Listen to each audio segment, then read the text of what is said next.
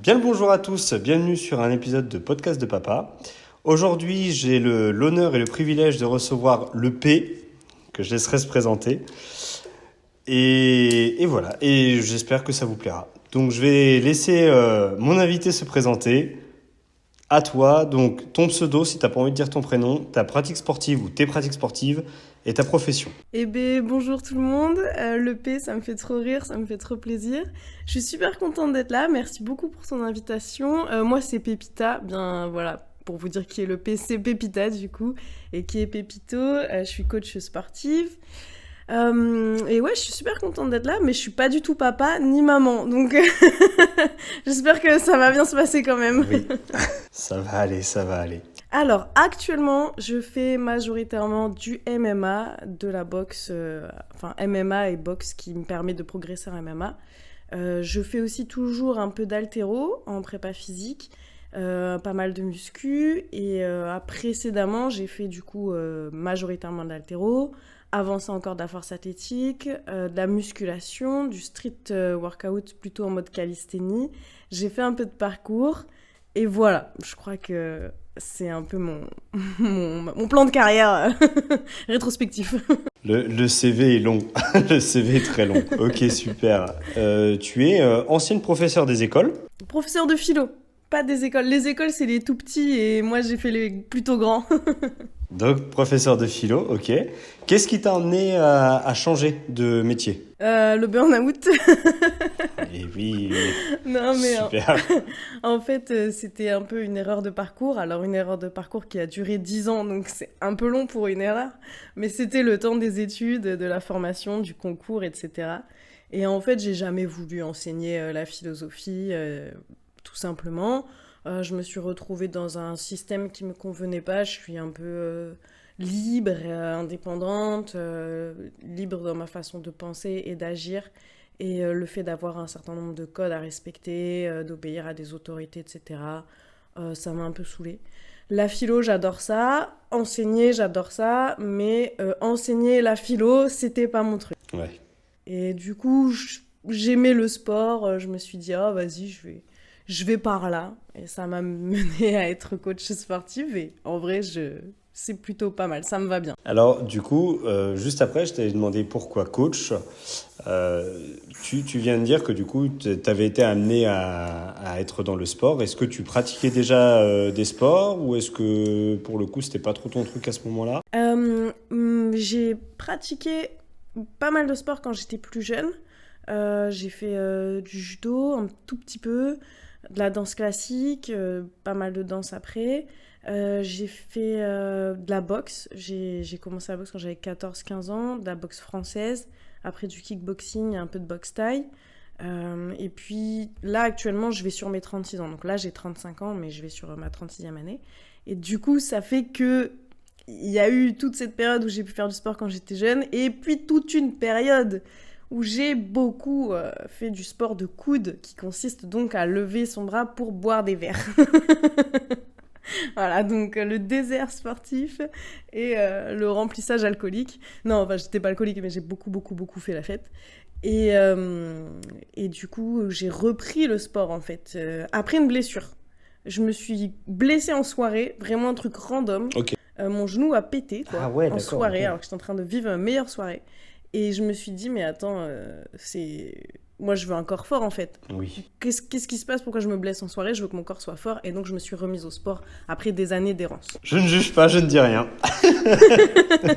Donc, du coup, donc, tu as toujours plus ou moins aimé le sport, mine de rien, parce que tu as quand même pratiqué plus jeune. Qu'est-ce qui te plaît dans le sport? Alors, si tu pouvais me donner du coup la vision avant et après errance. Ok, c'est une question intéressante de ouf. C'est vrai que j'ai toujours aimé le sport, je crois, mais je crois qu'aujourd'hui, je l'aime beaucoup plus que quand j'étais jeune. Euh, Aujourd'hui, ça remplit ma vie de bonheur. C'est vraiment du plaisir.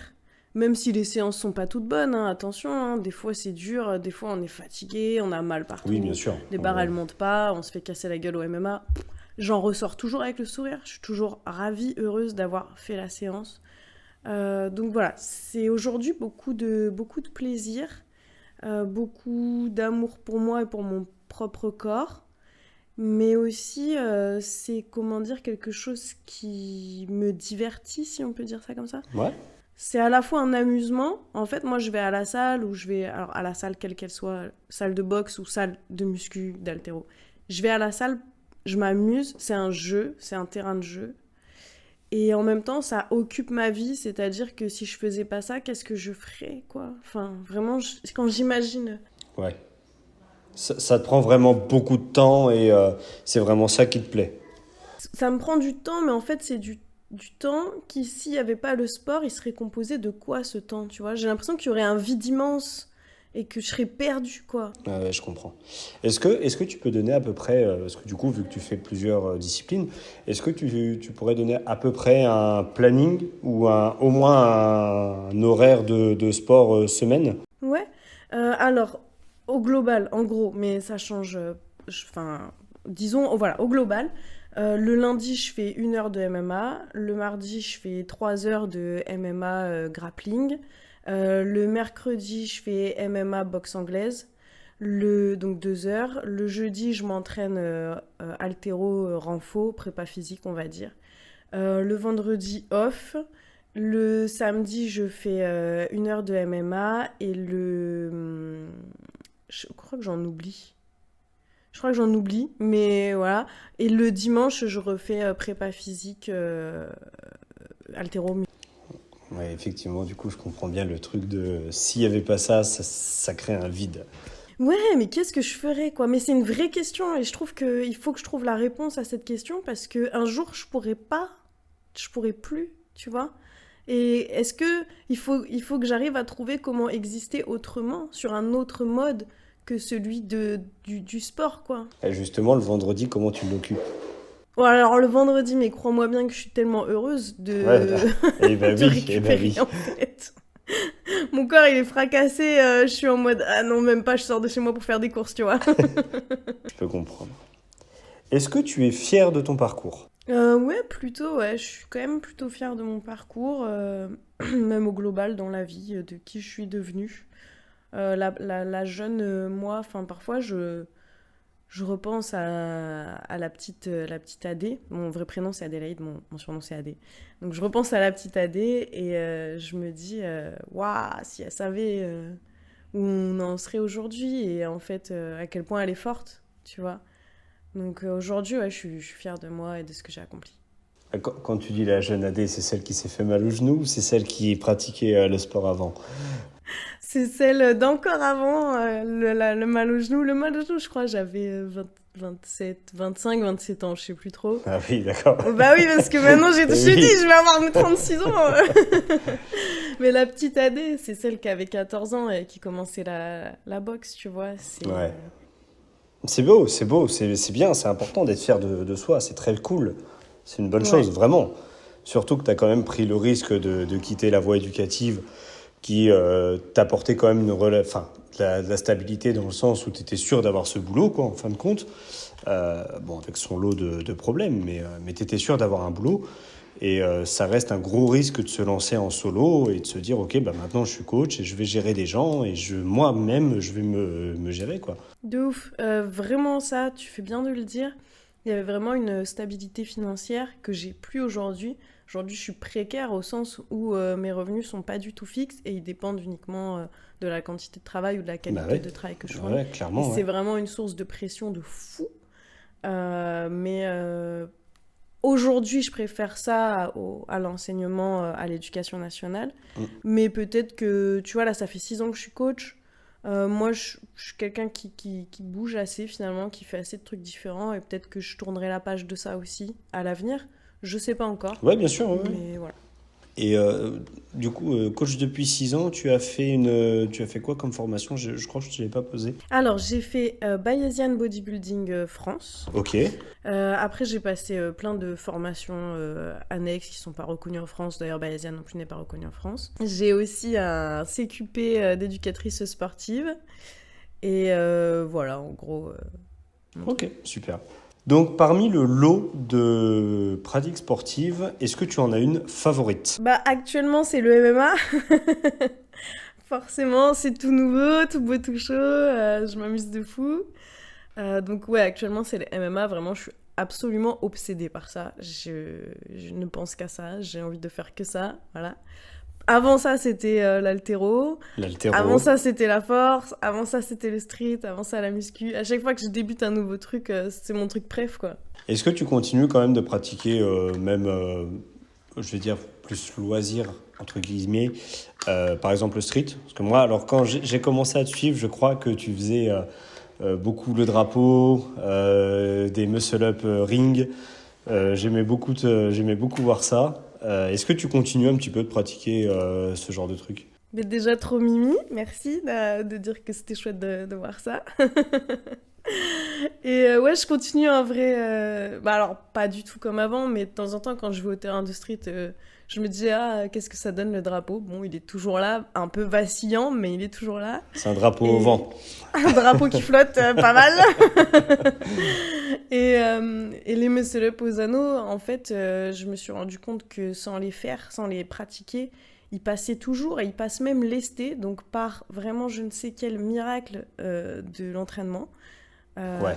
il passe. Donc, de temps en temps, quand ma petite communauté Instagram veut des tips sur les muscle-up aux anneaux, je me mets à les rebosser un peu pour pouvoir filmer des trucs, leur montrer des trucs, etc. Ou quand mes coachés veulent progresser dessus.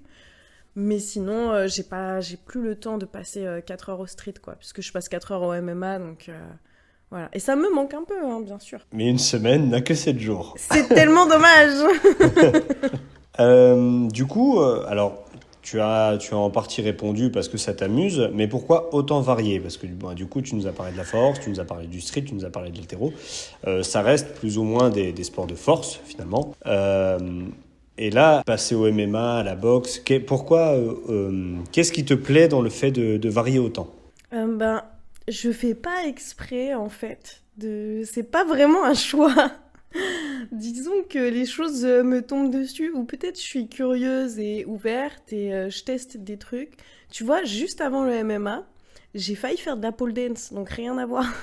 D'accord, ouais, ok, ouais. Rien à voir. Et en fait, après, il y a un club de boxe qui s'est ouvert pas très loin et j'y suis allée. Et en fait, je me suis dit, non, non, mais attends, la pole dance, tu feras ça quand tu auras 50 ans. Là, tu vas d'abord reprendre un peu la boxe parce que c'est trop bien. Et à la base, moi, j'avais même pas prévu de faire du MMA. Je savais même pas ce que c'était. Je m'en bats la race du MMA, moi, de base. Je regarde pas les combats, je m'en fous, tu vois. Mais en fait, j'ai un pote qui m'a dit, oh, vas-y, Adé, tu viendras essayer le MMA avec moi. Et moi, je lui avais dit, ok, et toi, tu viendras faire de la boxe taille avec moi. Parce qu'à la base, je m'étais inscrite pour la boxe taille, vu que c'est ce que j'avais déjà fait. Et en fait, mon pote, évidemment, n'est pas venu parce que je le connais, je sais très bien que voilà, qu'il allait pas venir. Mais moi, j'attends personne, tu vois. Dans ma vie, pour faire les choses, j'attends pas les gens. Donc si moi je dis, ok, je vais tester le MMA, je vais tester le MMA, que tu sois là ou que tu sois pas là. Et quand j'ai testé le MMA, j'étais là, mais attends, c'est qu'il y avait bien ce truc. La cage t'a séduit. Mais la cage m'a grave séduite. Et du coup, je suis passée de 1 heure par semaine à la base, je devais faire que 1 heure de boxe pour faire un petit peu autre chose et continuer l'haltéro. Non, non, mais après, j'ai fait, vas-y, c'est bon, j'ai retourné ma tête et j'ai fait l'inverse. Donc, tu vois, j'ai pas fait exprès, quoi. C'est juste. Ouais, ouais, je comprends. Là, par exemple, est-ce que la ligne était aussi fragile, alors entre grosses guillemets, hein, entre force athlétique, par exemple, et haltéro? Parce que tu restes quand même sur un sport de force, même si c'est deux choses complètement différentes. Est-ce que il y a que ce côté curiosité, ou est-ce qu'il y avait autre chose, juste t'en avais marre et tu voulais voir autre chose, quoi? Ouais, en fait, même là, avec l'haltéro et le MMA, j'en avais un peu marre de l'haltéro. Parce que je la pratiquais plus dans une salle d'haltéro et que je trouve que pour progresser en Hmm. haltéro, c'est quand même tellement plus simple d'être dans une salle avec des gens qui pratiquent, qui t'aident. Ça n'a rien à voir quand tu es dans une salle de crossfit ou dans une salle commerciale. Ouais. T'es toujours vu un peu comme un alien, hein, de toute façon, dans les salles. Un peu pas spécialisé dans ton sport, t'es toujours un peu vu comme un alien, hein, globalement. Ouais, clairement. Et puis, ouais, voilà. Enfin, comme tu dis, t'es un peu un alien, il n'y a pas le même mood. Voilà, tout ça, tout ça.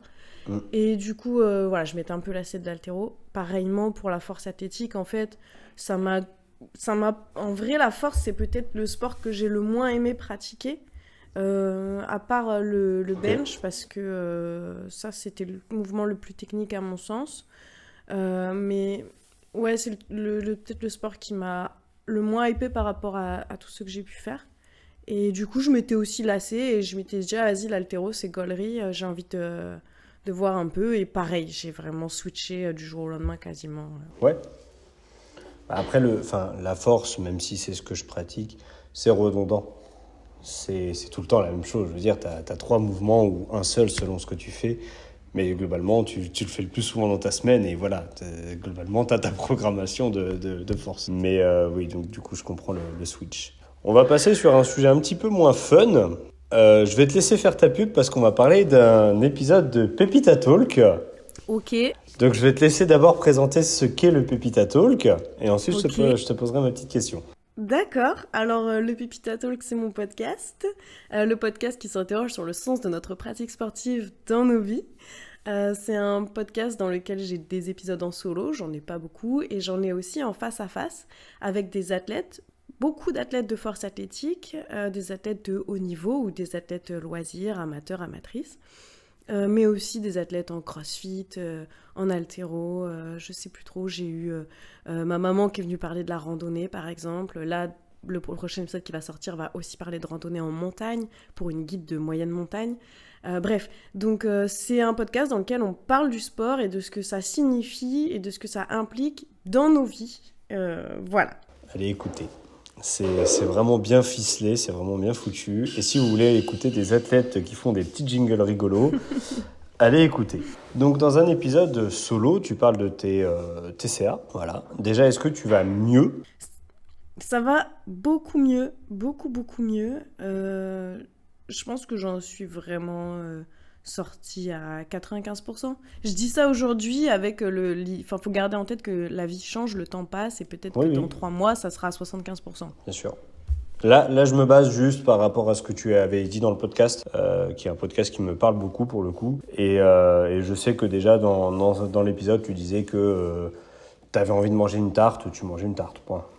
On était déjà sur un truc enfin, beaucoup plus safe en tout cas. Est-ce que le sport t'aide à aller mieux ou est-ce que tu as toujours des habitudes qui peuvent persister, pardon.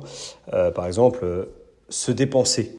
Je fais plus du tout de sport pour me dépenser ou compenser quelque chose. Si je mange beaucoup, par exemple, j'ai plus du tout en tête le lendemain matin d'avoir une compensation, de faire 2 heures de vélo, d'aller courir pour ça, tu vois. Si je fais du sport, c'est juste parce que là, ça va me faire kiffer, que j'ai envie de progresser, que je suis obsédée par ça. Mais plus du tout dans ce rapport malsain-là, en tout cas. Ok, donc ça c'est une bonne chose, c'est super. Et en ce qui concerne les pas, parce que tu disais par exemple que tu marchais énormément alors que par exemple tu pouvais très bien prendre le tram, est-ce que pareil tu es toujours un peu dans ce rapport-là ou est-ce que ça va un petit peu mieux? Ça va mieux. Aujourd'hui, je marche plus, je fais du vélo. En fait, j'ai déménagé, du coup, je fais mes déplacements en vélo. Euh, et c'est vrai que, par exemple, l'autre fois, mon vélo est tombé en panne. Il est tombé en panne, on dirait que je parle d'une moto ou d'une voiture, pas du tout. Ouais, C'est mon pneu avant qui a c'est un pété. vélo électrique. En plus, même pas, non, c'est pas du tout un vélo électrique, c'est vraiment moi qui pédale, quoi.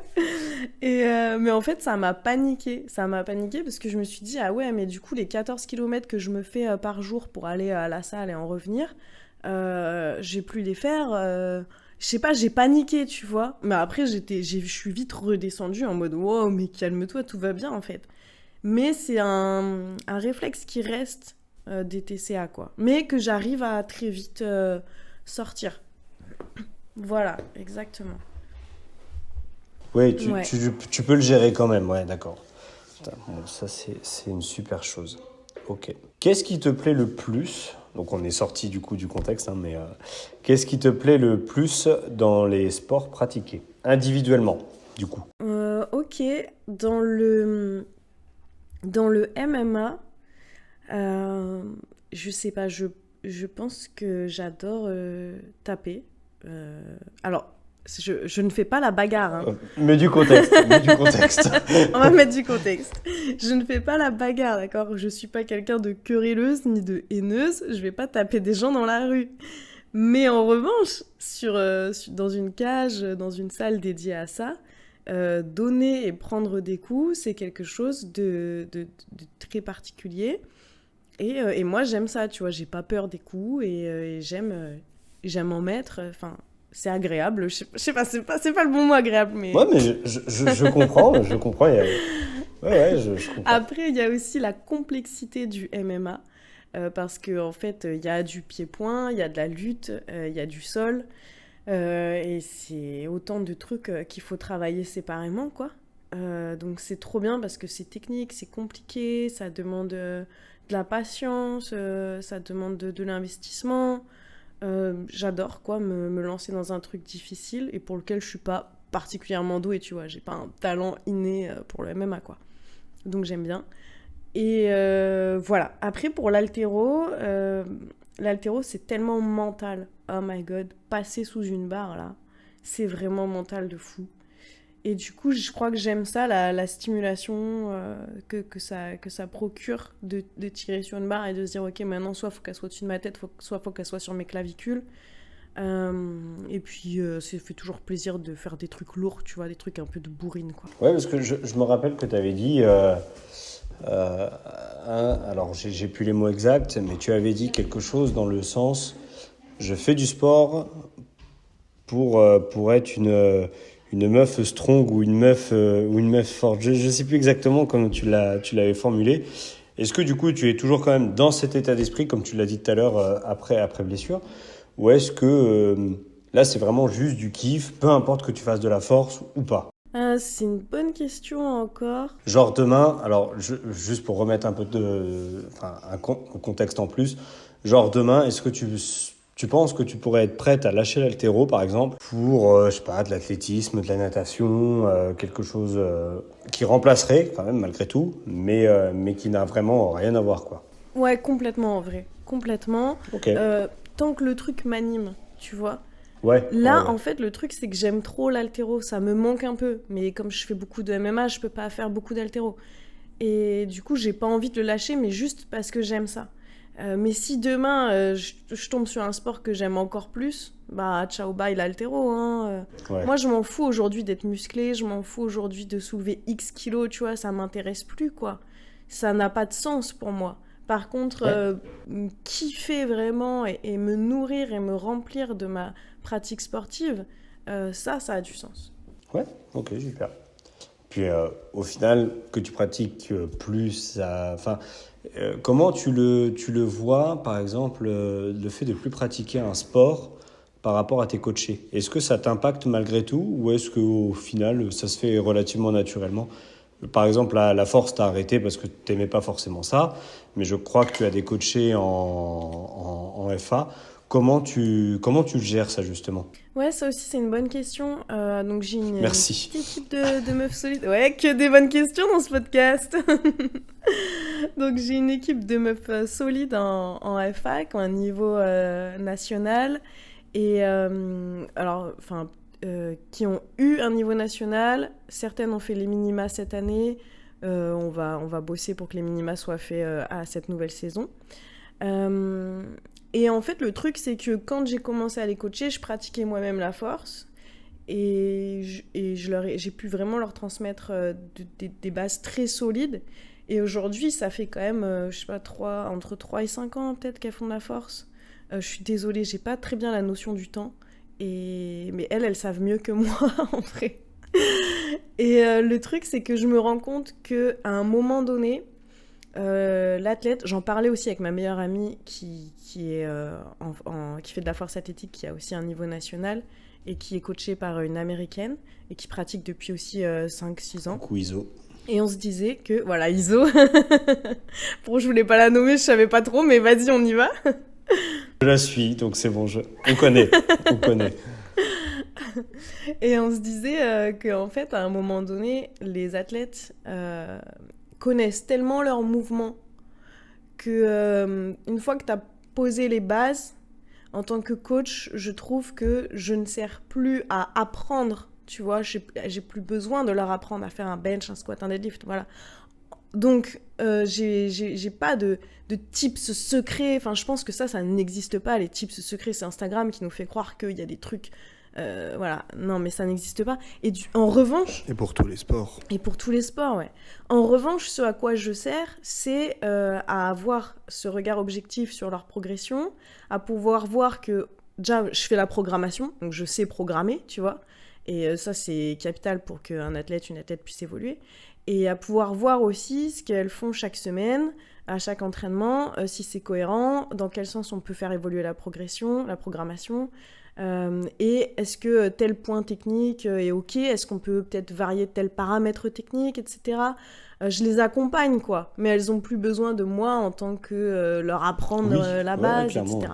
Oui, Donc je ça marche. suis totalement d'accord avec toi. Ouais. Parce que, non, mais c'est vrai, parce que pour le coup, alors je sais que moi, donc je répète, je pratique la FA, mais on ne m'apprend plus à tirer sur une barre.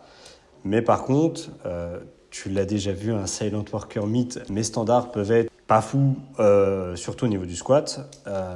Et du coup, le rôle de mon coach, c'est ça. C'est justement, c'est de me dire, ok, donc là, t'es pas la def au squat parce que tu as fait, par exemple, avancer tes genoux, alors que d'habitude, tu le fais pas. Et il faut savoir aussi que je suis un peu tête de nœud dans le sens où j'aime bien essayer des choses un peu magiques qui durent une séance et demie. Voilà. On les connaît, les athlètes comme ça. Hein. Ouais, non mais oui. Ah tiens, je squatte avec des chaussures d'haltéro depuis 3 ans et si je passais à plat Oui, là, sans d'un prévenir coup, ton coach tout d'un coup, du jour au ah lendemain. oui, Ouais, je les oui, connais, oui. les athlètes comme ça. Oui. Ah bah il a la vidéo, hein, il a la bonne surprise. Bon, souvent ça le fait moyen, mais voilà. Donc oui, je suis totalement d'accord. On ne m'apprend plus. Par contre, on me dirige sur le truc puis comme tu disais, la programmation tout simplement. Pour mettre un peu de contexte, pourquoi podcast de papa? Parce que je suis papa et parce que j'ai envie aussi de parler d'un quotidien de papa qui pratique un sport. Je suis ambitieux dans ce sport, mais je suis quand même relativement réaliste. J'ai envie, par exemple, d'avoir les minima nationaux. Je peux être réaliste dans le sens où je peux me dire que ça n'arrivera peut-être jamais, mais actuellement, c'est ce qui m'anime. Et dans cette chose-là, donc quand tu as une famille, tu as quand même des obligations. En l'occurrence, moi, pour m'entraîner, je ne peux pas avoir le luxe de m'entraîner quand je veux. Dans le sens où... alors, je dis pas que c'est... je n'insulte personne, hein, je dis juste que moi, c'est mon cas. Voilà, hein. Et en fait, le truc, c'est que des choses qui peuvent marcher sur moi X mois, eh ben, c'est assez complexe parce que du jour au lendemain, ça peut me faire cracher d'un coup. Typiquement, on était à 2 SBD par semaine, donc squat, bench, deadlift, et d'un coup, non, c'est fini. Mon terre crash, mon squat crash, mon bench crash, plus rien ne va parce que j'ai une récupération qui n'est pas folle, je le sais. Et donc, du coup, son rôle à lui, c'est ça, c'est justement pas forcément m'apprendre, mais à programmer et à s'adapter justement à chaque phase un peu compliquée comme ça. Par exemple, avant le Silent Worker Meet de Lyon, donc en décembre 2023, 2 semaines avant, j'ai dû adapter mon entraînement au matin. Et pareil, sans prévenir, hein, évidemment, sinon c'est pas rigolo. Mais parce que c'était plus gérable pour ma femme et mes enfants que moi je m'entraîne en revenant du travail. Donc, du jour au lendemain, je suis passé à m'entraîner entre 4 et 5 heures du matin. Et actuellement, c'est quelque chose que je continue de faire. D'où la récupération qui est pas folle. Et la perpétuelle mise en pression que je lui donne. Parce que finalement, une séance qui peut être très cool, le lendemain peut être horrible. Parce que justement, je vais avoir dormi 4 heures, quoi. Enfin, globalement, voilà, c'était juste la petite parenthèse. Non, mais en fait, grave, c'est intéressant grave, aussi à mon sens. Après, tu me coupes parce que je suis pas coach, si je me trompe. Mais c'est ce qui est intéressant, je trouve, en tant que coach et athlète, la relation qu'on peut avoir, parce que justement, on se connaît chacun, mais le coach va avoir quand même plus d'objectivité et plus le truc de se dire, bon, ok, peut-être que tu es fatigué, mais là, je sais que tu es capable de le faire, ou au contraire, là, tu es trop ambitieux, calme-toi. Ouais, tout à fait. Et puis le truc de révision technique, comme tu dis. Enfin, voilà, les petits tests des athlètes. Ah, j'ai fait ça, coach, je t'en ai pas parlé, mais t'inquiète et tout. Voilà, Ça passe. Mais en fait, c'est exactement à ça qu'on sert, quoi. À accompagner, à dire, OK, tu veux tester ça, il n'y a pas de souci, on va tester, on va voir ce que ça donne ensemble, etc. Une fois que la phase de gros apprentissage est passée, voilà, on est vraiment là pour communiquer, échanger, accompagner, quoi. Alors, petite précision, ne faites pas ça. Non, mais tout le monde fait ça, donc moi, j'abandonne. Toutes mes athlètes, ouais, coach, je reprog. Ah bah, super. Eh ben, génial. Voilà. Est-ce que parmi tes pratiques, tu arrives à trouver un équilibre physique-mental? Par exemple, tout à l'heure, tu disais que le vendredi, tu étais vraiment KO de chez KO. Est-ce que tu arrives quand même à trouver un certain équilibre? Est-ce que tu arrives à te reposer? Est-ce que tu arrives à travailler dans des bonnes conditions? Est-ce que dans ta vie, ça va, quoi, globalement, en fait, vis-à-vis de ça? Ouais, bah, je pense que dans ma vie, ça va globalement vis-à-vis de ça. Je pense que j'ai accepté que j'étais aussi pas mal, comment dire, un peu en montagne russe. Ah, t'avais bugué. C'est bon, je suis T'avais revenu. figé. Je suis revenu. Donc je suis un peu en montagne russe, mais montagne russe sur le long terme. C'est-à-dire qu'il y a des moments où je vais être très très créative, je vais avoir beaucoup d'énergie à dépenser, à mettre dans le sport, à mettre dans la vie, etc., dans les amis, dans machin. Et il y a des moments où je vais être vraiment rincée, éclatée au sol. Mais ça va durer sur des mois, tu vois, c'est pas du jour au lendemain, je suis pas lunatique, quoi. Et du coup, j'ai accepté ça, donc au global, je fais toujours énormément de sport. Mais il y a des semaines où je vais être beaucoup plus fracassée que d'autres.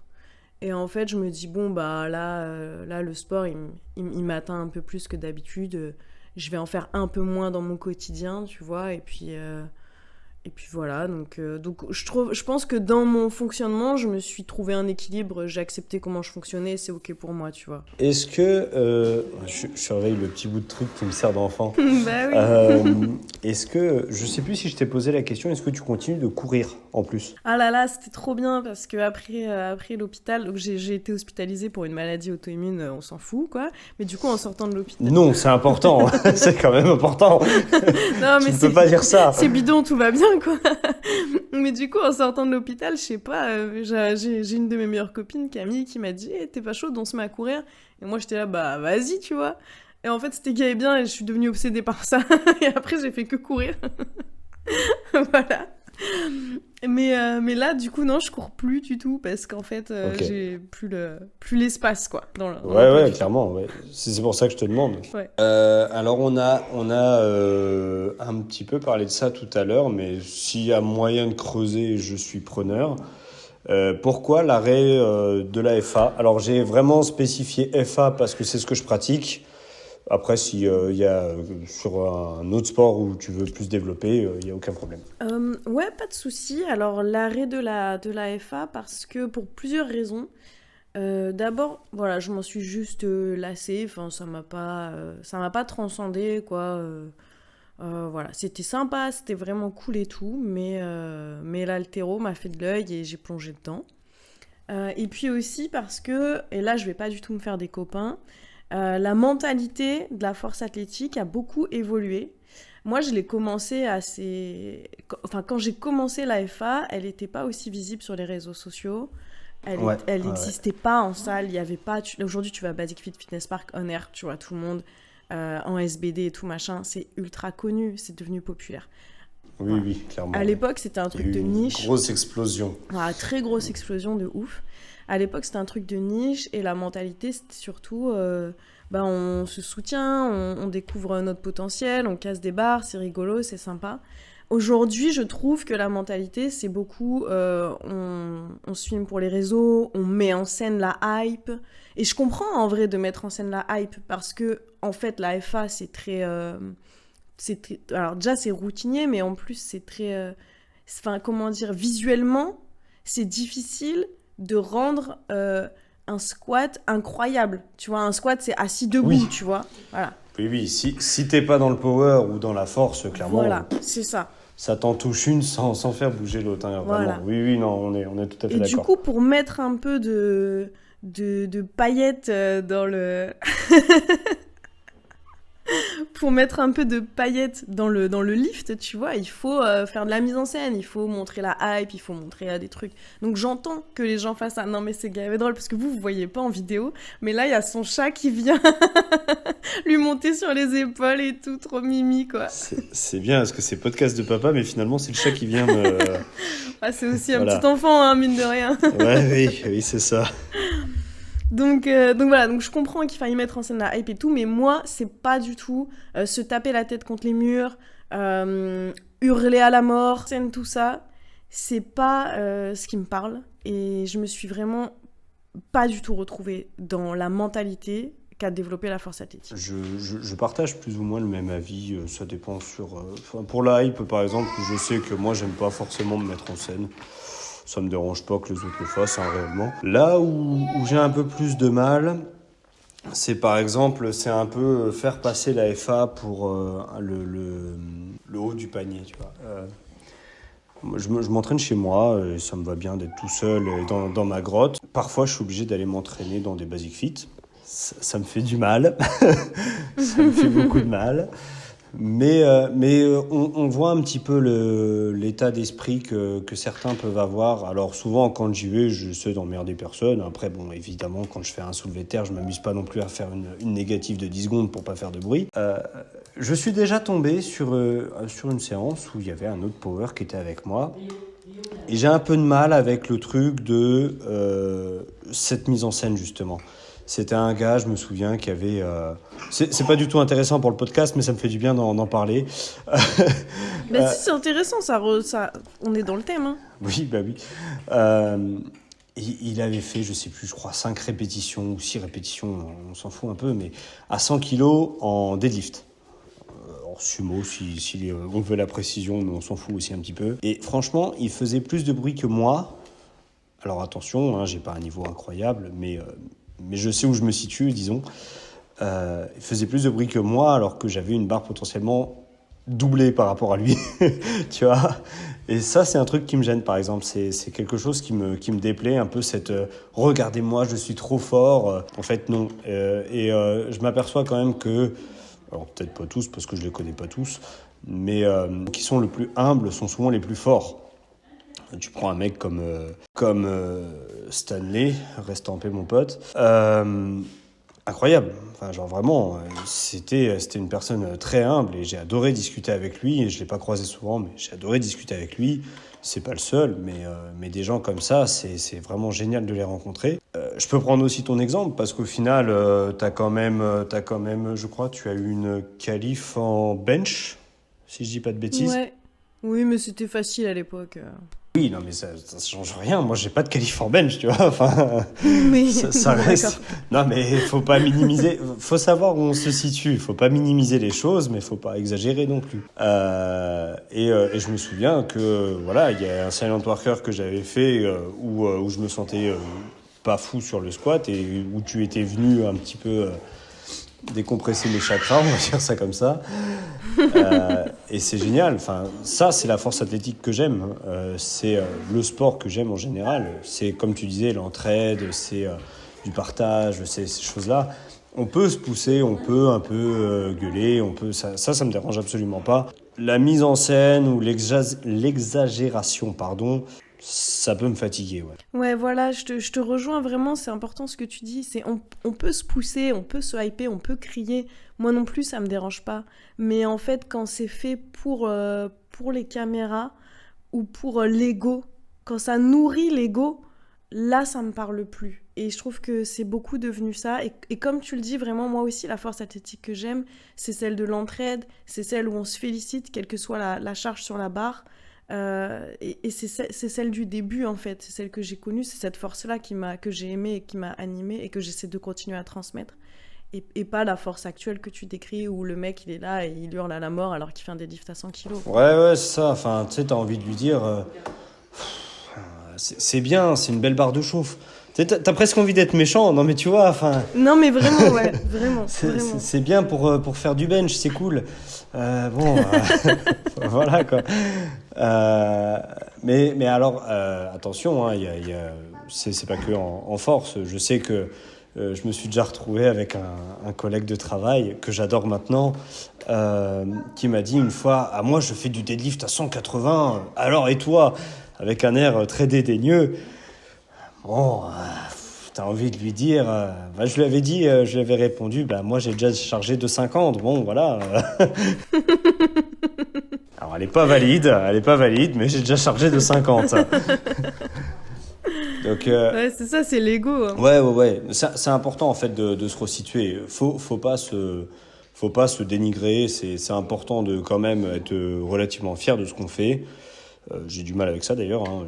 Pour l'instant, j'y arrive pas, mais je le dis en prévention. C'est très important de se féliciter de ce qu'on arrive à faire et surtout de pas être aveugle sur sa progression.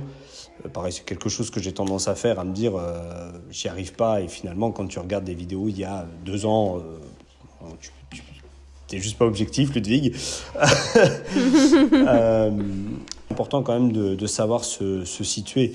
Je veux dire, une barre à 2,50 au terre, oui c'est bien pour une athlète féminine en 76. Voilà, faut vraiment être objectif là-dessus et revenir sur un sport de partage et tout ça, quoi. 2,50 pour une athlète féminine en 76, c'est quand même... Là, t'es... Après, je sais pas, Agatha a fait quasiment 2,60. Hein, Non, mais là, tu prends le meilleur du meilleur. Tu sais, il y a une distance... Enfin, il y a d'autres choses entre... Oui. Non, mais ce que je veux dire, c'est que c'est quand même important de se situer, tu vois... des athlètes masculins qui vont te dire moi je squatte 200, je suis trop fort. Oui, d'accord, ok, c'est bien. Faut être honnête, c'est bien. C'est une belle perf, 200, c'est cool. Il y a des gens beaucoup plus forts. Et tu vois, même sans faire un comparatif un peu nul masculin-féminin, des athlètes féminines qui font des 200, t'en as à l'appel. Des athlètes masculins qui font des 200, t'en as à l'appel. Et des athlètes qui font 200 en bench, t'en as à l'appel aussi. Enfin, voilà. C'est vrai. Je veux dire, à un moment, faut quand même être relativement raisonné dans les propos. Ok, c'est une belle parenthèse. Revenez à l'époque de l'entraide, s'il vous plaît. Après, tu vois, alors je refais un aparté. Mon coach et moi, quand on s'entraîne, on est un peu comme ça, on surle beaucoup dessus, etc. Mais tu vois, il y a quand même ce truc de je te pousse, je t'aide. J'utilise quand même, tu vois, tu as pu le voir, si je rate, j'ai tendance à mon monde s'écroule. Alors, c'est pas si grave, hein, parce que là, on a quand même la chance d'avoir 3 mouvements. Et en fait, c'est bête, mais certains mots ou certains tons peuvent m'aider justement à surmonter ça. Et donc, je suis pas en train de dire qu'il faut arrêter de se hyper, que c'est nul, etc. Si vous avez besoin de vous foutre des calottes, foutez-vous des calottes, il n'y a aucun souci. Le truc qui me gêne un peu plus, c'est de le faire devant un public, devant des caméras, devant tout ça. C'est vrai que c'est quelque chose qui me gêne un peu plus. J'aimerais bien rebondir sur ce que tu as dit et refaire une parenthèse dans la parenthèse. Quand tu dis que voilà, quand tu rates une barre ou quoi, ou quelque chose qui était prévu, ça peut vraiment beaucoup t'affecter. C'est aussi un truc que je trouve important d'avoir en tête pour progresser. C'est que l'échec, ça fait vraiment partie du jeu, du processus, de la programmation, de la progression. C'est évidemment pas ce qu'on cherche, on veut pas faire des RPE10 et aller à l'échec toutes les semaines, mais ça arrive, c'est nécessaire, on peut pas contourner l'échec, ça arrive. Et en fait, je trouve aussi qu'il y a un peu ça dans la force athlétique, il y a un peu un truc de dramatisation des échecs et des performances. Il y a beaucoup de... Tu vois, par exemple, quand quelqu'un rate sa comp et fait son petit débrief de comp et dit « Oui, j'aurais pu faire mieux, mais j'étais blessée, j'ai fait ceci, cela. » Enfin, on dirait que c'est le désespoir, quoi. Alors qu'en fait, ça, dans tous les sports, je veux dire, un match de rugby, il y a 2 équipes qui s'affrontent, il y en a une qui va perdre. Et c'est comme ça. Et dans tous les sports, il y a des ratés, on rate tout le temps. Et pourtant, tu vois pas... j'ai l'impression, peut-être que je me trompe complètement, mais j'ai l'impression que dans d'autres sports, on voit beaucoup moins ce truc de lamentation ou de dramatisation face à l'échec. Et du coup, ça aussi, tu vois, ça m'a un peu gênée en FA. Je suis en mode, c'est pas grave, quoi. Ouais, je vois l'idée, ouais. Clairement. C'est pas grave de rater, faut arriver vraiment à surmonter ça. Et c'est pareil, je crois que c'était le podcast de Corentin Clément. Et il était avec Loïc, si je dis pas de bêtises, où il avait dit un truc comme ça, où justement, pour être fort, il y a des moments où tu seras crevé et tu seras fatigué à un point où tous les matins tu vas te lever, t'as un camion Ben qui t'a roulé dessus. Et ben ouais, c'est normal en fait, c'est juste normal. C'est que ta programmation, mine de rien, elle marche et ton processus est en train de se créer. En fait, si tout est facile, brasser de l'air, ça n'a jamais emmené quelqu'un au championnat du monde. Et au contraire, si c'est trop dur, ton corps récupérera pas. Et pour rebondir sur du coup ce qu'on a dit tout à l'heure, c'est aussi le rôle du coach en fait, de jauger tout ça. Mais c'est aussi le rôle de l'athlète, tu vois, Vas-y. Au contraire. Parce qu'en fait, j'ai souvent eu des athlètes qui étaient dévastés de leurs échecs, etc. Et en fait, je trouve, c'est beaucoup en demander à son ou sa coach de faire un peu le rôle de psy. Parce que déjà, c'est pas notre métier d'être psy, mais on accompagne de l'humain. Donc nécessairement, on est sur de l'humain. On n'est pas sur juste faire un programme. Donc nécessairement, on a un rôle à jouer là-dedans. Mais il faut que l'athlète aussi soit, investi dans sa progression à ce niveau-là. Il faut que l'athlète comprenne que l'échec fait partie du truc. Il faut que l'athlète veuille se prendre en charge aussi mentalement pour évoluer. Parce que le ou la coach ne peut pas tout porter et que c'est beaucoup en demander que d'être le déversoir de son désespoir, quoi. Surtout, je veux dire, t'as un athlète, tu sais que t'as que lui à gérer. Quand tu commences à avoir une équipe, oui, si tout le monde commence à venir... on n'est pas non plus comme Thibaut, t'as des pressions, je m'en fous. Non. Mais bon... Non. Mais c'est pareil, j'aime bien Thibaut. Moi, pas trop. No hate. Mais en tout cas, No voilà, hate. je suis d'accord, on n'est pas en mode ta dépression, je m'en fous. No mais hate. c'est juste qu'il faut participer activement à sa transformation mentale. Oui, complètement. Et en fait, c'est ça qui est dur avec le sport. Alors, je sais pas pour le coup si tu peux en parler au niveau justement de la boxe, du MMA ou même de l'haltéro. Même si je pense que haltéro et FA sur ce point-là, c'est peut-être la même chose. Faut arriver à se dire que effectivement l'échec ça fait partie du truc et ne pas vouloir progresser à une vitesse folle et pas forcément aussi se baser sur les transformations qu'on peut voir sur Instagram, etc. Oui, il y a des jeunes qui arrivent et qui font 900 de total en moins de 105 et c'est incroyable, c'est inspirant, etc. Mais nous ne sommes pas eux. Et c'est important de se le mettre dans la tête. Je parlais de Benoît Saint-Denis, en MMA, on n'est pas tous des Benoît Saint-Denis. Enfin, il y a un moment, faut quand même arriver à savoir où on en est, en fait, tout simplement, et être fier déjà de son parcours. Et c'est un petit peu le piège de la FA, un peu plus de la force athlétique que de l'haltéro. C'est qu'en fait, on peut rapidement faire assez lourd. On peut rapidement soulever des charges qu'on ne se pensait pas capable de soulever il y a 6 mois, tu vois. Et jusqu'à récemment, aujourd'hui, les minima augmentent et c'est vraiment merveilleux. Ça rend service à ce sport, je trouve. C'est super, mais jusqu'à il y a récemment, les minima restaient quand même globalement accessibles. Et du coup, tout le monde se disait, je peux viser le niveau France, je peux viser un niveau national. Mais dans quel autre sport on a cette prétention, en fait ? Quand on commence la natation, est-ce qu'on va se dire, c'est bon, demain, je fais les France, demain, je suis au JO ? Non. Et en fait, c'est Léon Marchand, PLS. Après, il y a toujours comme tu disais, les jeunes qui débarquent en FA et qui font des totaux monstrueux, etc. Oui. Il y a toujours des trucs comme ça. Mais tu vois, je trouve que c'est un peu le piège de la FA de se dire que rapidement, on peut devenir exceptionnel et qu'il y a des sports qui rendent un peu plus humble. Mais encore une fois, ça va dépendre des athlètes, de chacun, machin. Mais si je prends le MMA, en fait, à quel moment tu vas dire, c'est bon, demain, je vais dans la cage, tu vois ? T'as tellement de trucs à apprendre, t'as tellement de trucs à voir, t'as l'impression qu'il te faudra 10 ans avant d'aller dans une cage pour de vrai faire un vrai combat, tu vois. Et en force, du coup, ça semble un peu plus proche, un peu plus accessible, mais en fait, pas tant. C'est très très dur à la force, c'est très dur. Ce qui est rigolo, c'est quand tu regardes les personnes qui sont au top actuellement, ça fait au moins 10 ans qu'elles s'entraînent. Mais oui, bien sûr. Donc en fait, c'est un peu rigolo de se dire... demain, tu vois, tout à l'heure je le disais, moi c'est un rêve de pouvoir faire au moins une fois les France. Si j'y arrive pas, écoute, écoute, tant pis, j'aurais raté ma carrière de power et puis c'est pas grave. Non, je rigole. Non, mais voilà, c'est un objectif que je me suis fixé. J'ai envie de pouvoir participer au moins une fois au championnat de France, sans prétention de le gagner. Mais c'est vrai que tu le vois beaucoup, le truc de... Ça fait 6 mois que Jean-Kévin s'est inscrit en salle et demain le world total en moins de 74, je l'explose. Alors peut-être, et tant mieux pour toi, je te le souhaite, il y a aucun souci là-dessus, mais je pense qu'il va falloir bosser quand même. Ouais, mais comme tu dis, c'est bien de se mettre des objectifs. Avoir comme objectif d'avoir le niveau France, c'est cool, c'est stimulant, ça te permet d'aller de l'avant, etc. Mais faut être réaliste. En voilà, fait, faut être c'est réaliste. ça, faut et être comme réaliste. tu le dis depuis le début, il faut réussir à se situer, à savoir où on en est réellement, pas mettre son ego au mauvais endroit, quoi. Oui, non, mais clairement. Je veux dire, on parlait de natation avec Léon Marchand, mais va dire à un mec comme Teddy Riner, moi demain, je te détrône.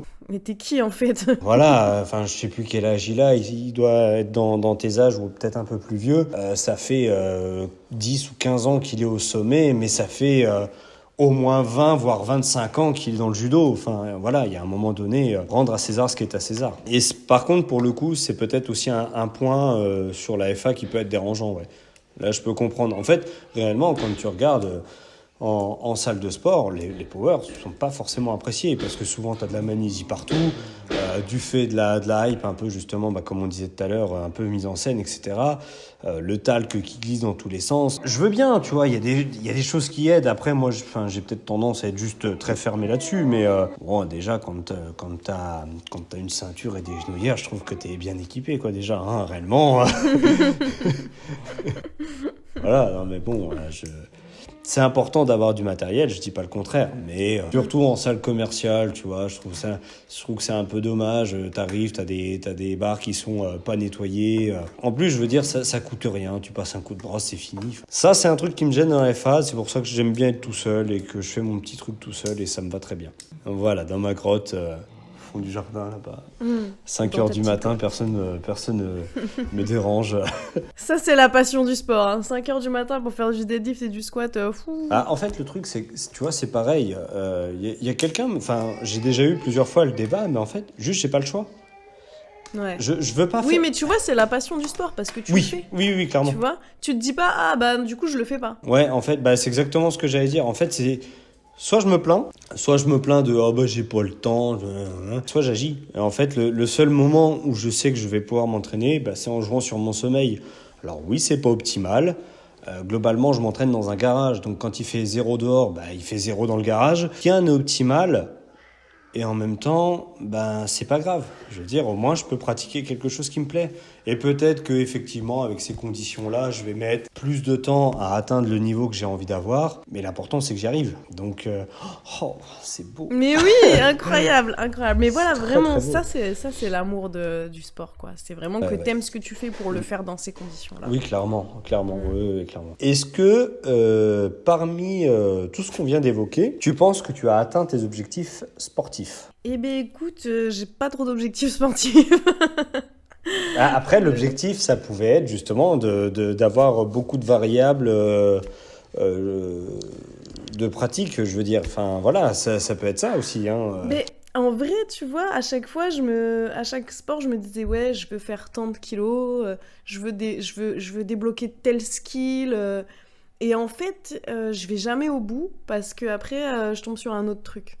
Ouais. Donc j'ai arrêté de me dire je veux faire ça parce qu'en fait ça marche pas avec moi, tu vois. Ouais. Donc je suis super heureuse d'avoir débloqué plein de compétences, le drapeau, les muscle-up, je sais faire plein de choses, du deadlift, du squat, du bench. Je bench toujours bien même si j'en fais plus. Dès que je prends une barre de bench, j'ai rien oublié, tu vois, c'est comme le vélo.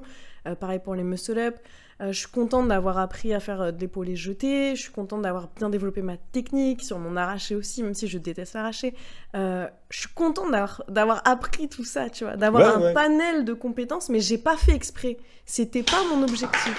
Mais au final, je suis super contente de là où j'en suis et j'ai envie d'apprendre encore plein de choses, tu vois. Et je trouve que aussi toucher à plein de sports, alors j'y touche pas 2 mois et après j'arrête, j'y touche quand même 2-3 ans et après je passe à autre chose.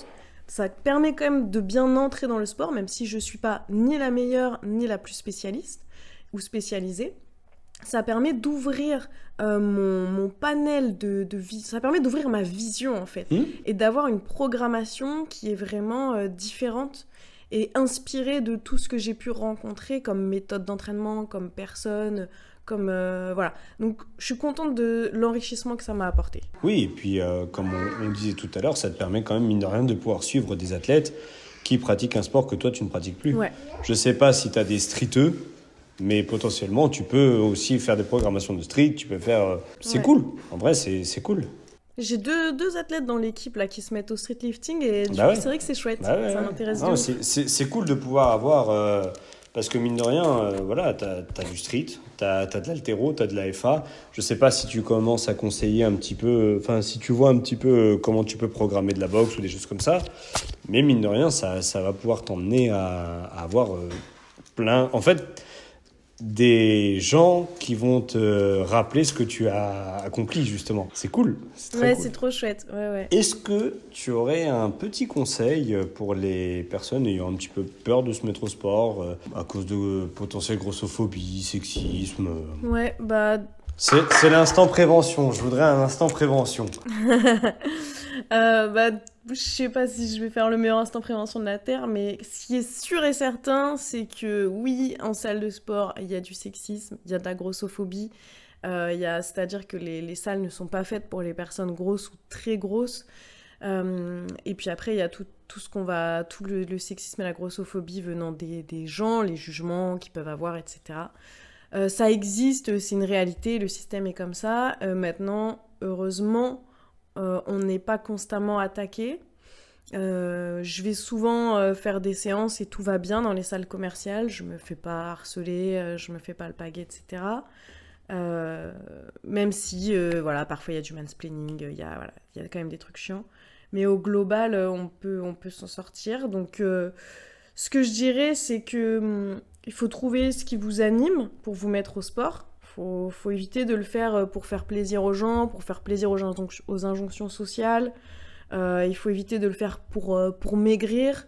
Il faut le faire pour soi, pour se régimes remplir détox. de bonheur. Hein ? Les régimes détox, tout ça, faut arrêter aussi. Voilà, faut essayer de pas rentrer dans le culte de la minceur. C'est difficile parce qu'on est nourri de ça à longueur de temps. Mais dans l'idéal, voilà, trouver un sport qui vous anime, que vous aimez. Ça me fait penser, je suis une meuf sur Instagram qui s'appelle Juliette Katz, qui est une meuf grosse et qui a longtemps voulu perdre du poids parce que tout le monde lui disait qu'il fallait qu'elle maigrisse. Elle y arrive pas. Et elle a... Ouais. Ex Coucou les Girls. Exactement, Okay. C'était Coucou les Girls et maintenant c'est Juliette Katz. Ouais, c'est ça. Et en fait, elle pensait qu'elle aimait pas le sport et elle a découvert la course à pied et elle s'y met et elle dit que c'est la première fois qu'elle fait du sport parce qu'elle aime ça. Et en fait, c'est vraiment ce que je souhaite à tout le monde. Faites du sport parce que ça vous rend heureux et heureuse. Et après, voilà, comment vous le faites ? Bon, bah ça, c'est difficile. Aller en salle, c'est vrai que c'est pas évident. Voilà, mais tout ça, ça se travaille et vous méritez votre place, quoi. Vous méritez votre place en salle, vous méritez de prendre l'espace qui vous appartient aussi. Je sais plus, je crois que c'était Aline Dessine, j'étais tombé sur un réel d'elle sur Instagram où elle a dit le jour où j'ai remis un mec à sa place, elle était en train de charger sa petite barre, oui. Sa barre à 450 kilos. Voilà, sa barre de hip thrust. Et elle entend dans le fond, toujours une nana pour décharger les barres. Et parce qu'il restait des poids sur la barre à ce moment-là. Et elle avait répondu un truc du style, c'est toi qui avais mis les petits poids ? Non, parce que j'ai besoin d'avoir beaucoup de place pour mes grosses perfs. Imposez-vous. Ouais. Imposez-vous. Ouais, je vois tout à fait ce réel, c'était incroyable. Imposez-vous, c'est génial. Mais tu vois, par exemple, typiquement, je vais prendre l'exemple de ma femme. Donc, je t'avais pris une programmation gros cuisseau achetée. Et tu vois, au final, ça lui a pas convenu. Finalement, elle était hyper motivée sur le moment. Et une fois qu'on avait la programmation, elle se sentait pas de le faire. Mais par contre, elle m'a toujours dit, je souhaite réellement qu'on fasse de la danse de salon, voilà, enfin, peu importe en fait, peu importe le sport. Là, on s'est un peu plus penché sur muscu, haltéro, MMA, etc. parce que c'est ce qui nous anime aussi. Mais en fait, réellement, peu importe le sport. Enfin, l'idée, c'est d'avoir une dépense pour la santé. Après, les objectifs viennent après ou pas. Mais déjà, juste de la marche, c'est génial. Ouais, et tu vois, même, moi, j'irais même pas jusque-là. Je dirais même pas que l'important, c'est d'avoir une dépense pour sa santé. Parce que, comment dire, je questionne, pas je remets en question, mais je questionne l'impératif de la santé. Dans quelle mesure y a-t-il un impératif à être en bonne santé, tu vois? Et en quoi la santé des autres nous concerne ou pas? Ouais, Et du coup, si vraiment quelqu'un n'aime pas le sport, en fait, tu vois, moi je dirais plutôt aux gens, si vous voulez vous mettre au sport, il faut que ça vous rende heureux et heureuse. Mais je dis pas aux gens, mettez-vous au sport. oui, ouais, je vois l'idée. Faites Ouais. du tricot si vous voulez jouer aux jeux vidéo, si ça vous remplit la vie, tu vois. J'avoue que pour le coup, je suis un peu plus fermé que toi là-dessus. Ouais, un petit peu. En fait, effectivement, la santé des autres me concerne pas. Mais c'est peut-être parce qu'à chaque fois, je suis tombé sur des gens qui me disent j'ai pas le temps, j'ai pas envie d'aller en salle, etc. D'accord, et ben marche. Ouais. Juste marche. Tu vois, enfin, sans parler de perte de poids, sans parler de tout ça, parce que voilà, des gens maigres, peu importe la personne au final. Mais pour moi, la marche, c'est juste le meilleur truc, simple à mettre en place. Tu marches devant ta télé, tu te fous, voilà. Bon, pas Cyril Hanouna, s'il vous plaît, mais Ah ouais, non. tu mets ce que tu veux. Ou tu vas dehors, tu marches, enfin genre... Effectivement, la santé des autres ne concerne pas, mais à partir du moment où tu te plains de pas avoir le temps, de pas avoir de moyens, Effectivement, par exemple, s'entraîner tout seul dans un home gym, faut aimer. Faut avoir la place pour un home gym, faut avoir le budget pour un home gym, faut avoir le budget pour la salle, faut avoir le temps d'aller à la salle. Effectivement, il y a des... Je comprends, tu vois... ma femme est médecin. Quand elle fait une garde de 24 heures, je comprends largement qu'elle n'a pas envie d'aller se foutre un deadlift à 200 kilos. Enfin, il y a un moment, voilà, faut être honnête aussi. Mais en fait, c'est plus le truc de arrêtez de vous plaindre. Genre, mettez-vous en action. Si vous avez besoin de faire du sport, faites de la marche et ce sera déjà super. Ouais, mais là, je te rejoins. C'est-à-dire que c'est vraiment un truc de mauvaise foi et d'excuses. Ouais, Et ouais. ça, moi aussi, je supporte pas. En fait, c'est ok. On pourrait tout simplement dire, j'ai la flemme, tu vois. Oui, J'ai pas clairement. envie de faire J'ai des pas envie. efforts. Ouais. Voilà. Et bah ok. Bah pas de problème. Mais si tu commences à trouver des excuses et ceci, cela, non, là, ouais, je suis d'accord avec toi, c'est de la mauvaise foi. Il faut te questionner sur le sens profond de ce que tu recherches dans ta vie, quoi. Ouais, clairement. Enfin, encore une fois, je suis pas un super-héros, mais avec mes conditions d'entraînement, on peut pas décemment venir me voir et me dire j'ai pas le temps. Juste non. Là, pour le coup, je veux bien être bienveillant. Sur ce genre de truc, beaucoup moins. Non, mais je comprends, ouais. Ah, du coup, on a répondu à la question qui était aux personnes n'ayant pas le temps. Parce que, encore une fois, tu vois, si on reprend ton planning, tu as plus ou moins entre 12 et 17 heures de sport semaine, si je dis pas de bêtises. J'ai pas compté, mais on va te faire confiance. Je sais plus, tu as dit 5, 8, oui, je crois que tu es à peu près à ça en gros. Ouais, c'est ça, ouais. Ouais, voilà, mais après, moi, j'ai la vie que j'ai choisie, hein. Moi, j'ai choisi cette vie-là, qui va avec son lot de stress, de machin, mais on peut pas se comparer à moi, parce que c'est un privilège que je me suis créé, quoi. Tu t'es créé. Ouais. Non mais c'est important en fait, c'est important de se dire, si tu as envie de faire des efforts, si tu as envie d'investir dans le sport, eh ben tu te le crées. Je répète, je dors moins pour créer mon moment d'entraînement. Et quand vraiment je ne peux pas me lever, bon bah là tu vois, je suis monsieur tout le monde, j'avais mes enfants qui étaient malades depuis 3 semaines, et bah parfois je me lève, ça les réveille, bah du coup je me recouche avec eux, je les berce, machin. Donc au final je me lève tôt pour m'entraîner, mais je peux pas, donc je m'entraîne plus tard et je crée beaucoup plus de fatigue. Mais j'ai choisi, et c'est quand même un temps que je m'accorde. Oui, on peut pas se comparer à toi, mais en même temps, tu t'es donné les moyens de pouvoir concilier ton boulot. Parce que, enfin, alors je sais pas ce que c'est coach sportif, mais je suppose que tu as beaucoup quand même de retours à faire, tu as toutes tes programmations à faire. Oui, c'est beaucoup de taf. Hein. Ça prend beaucoup de temps, ouais. ça prend beaucoup de temps. Et encore une fois, on n'est pas sur une personne qui gère une autre personne, justement. Donc, Donc en fait, oui, tu as quand même réussi à créer ce truc et tu vois, tout à l'heure tu disais que tu as réussi à avoir un équilibre physique et mental et que les fois où tu n'y arrives pas, eh ben juste tu diminues ton sport. Mais au final, tu t'es quand même créé un monde où tu te sens bien en fait, un monde où tu te sens vraiment bien. Là, tu vois, on reprend l'exemple de Juliette, elle aimait pas forcément le sport. Du coup, putain, la marche à pied, waouh, enfin la course à pied, pardon. Parce que de toute façon, la marche c'est forcément à pied. Il y a un moment, Ludwig réfléchit quoi. Bah c'est cool, c'est trop cool. Mais du coup, elle se crée ce moment. Ouais. Parce que je crois qu'elle est maman en plus de mémoire. Ouais. Voilà, enfin, juste, il y a un moment, faut arriver quand même à se dire honnêtement les choses. Et ça rejoint ce que je répète 15 000 fois depuis le début, de savoir un peu se situer, en fin de compte. Parce que des personnes qui vont me dire j'ai pas le temps, mais par contre qui pratiquent le lever de coude, voilà, ou qui se mettent devant la télé. Et je peux faire partie de ces gens-là. Je peux très bien faire partie des gens qui vont me dire aujourd'hui, j'ai pas envie. Genre vraiment, j'ai pas envie. Je suis fatigué.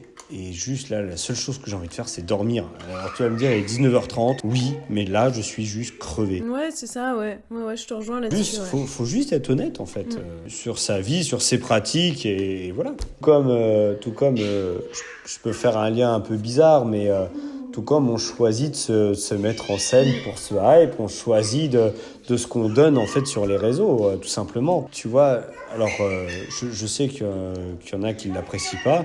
J'admire Pana parce que c'est un des seuls qui arrive à montrer quand même que, bon, bah, des fois, juste, ça va pas. Et pour ça, je trouve que c'est cool, alors que c'est quand même un athlète confirmé. Et, on peut se dire, bah, ça va tout le temps bien. Il a organisé sa vie autour du power, etc. Tout est optimal chez lui. Ouais, tout est optimal, mais ça reste un être humain. Voilà, c'était la petite parenthèse. Alors moi, j'en ai fini avec mes questions. Est-ce que tu aimerais rajouter quelque chose? Est-ce que tu as envie de laisser un petit message de bienveillance, d'amour Bah écoute, vraiment je te remercie pour cette invitation et cet échange, ça m'a vraiment super intéressée, c'était vraiment chouette de discuter avec toi de force athlétique. Et j'espère que ça plaira à notre audience. Et pour la bienveillance et l'amour à notre audience, eh ben, je vous souhaite de faire ce que vous aimez et de le faire longtemps et très fort. Voilà. Ben, je te remercie, c'était vraiment très cool, c'est très chouette de t'avoir eu. Et imagine si j'ai plus de dictaphone d'allumé. Oh purée, l'enfer. Imagine, c'est bon. Non, je te remercie, c'est vraiment chouette que tu aies pris le temps. Pour t'avoir quand même croisé 2-3 fois, tu es vraiment quelqu'un que j'apprécie. Alors, on se connaît pas plus que ça, mais je veux dire, mes salons de worker que j'ai fait, je suis arrivé tout tremblant et tu as été la seule à me dire tiens, t'inquiète, ça va bien se passer, quoi, globalement. Donc non, c'est très chouette, je suis très content de t'avoir reçu et peut-être que je te recroiserai. Mais ce serait vraiment avec grand plaisir de te recroiser, oui, tout à fait, parce que t'es aussi quelqu'un que j'apprécie, même si on se connaît que des réseaux. C'était une belle rencontre et on continue d'échanger de temps en temps, donc, Yes, avec plaisir. Avec plaisir de te revoir. Avec plaisir. Bon bah voilà, j'espère que ce petit épisode vous a plu et je vous souhaite une bonne journée et à la prochaine.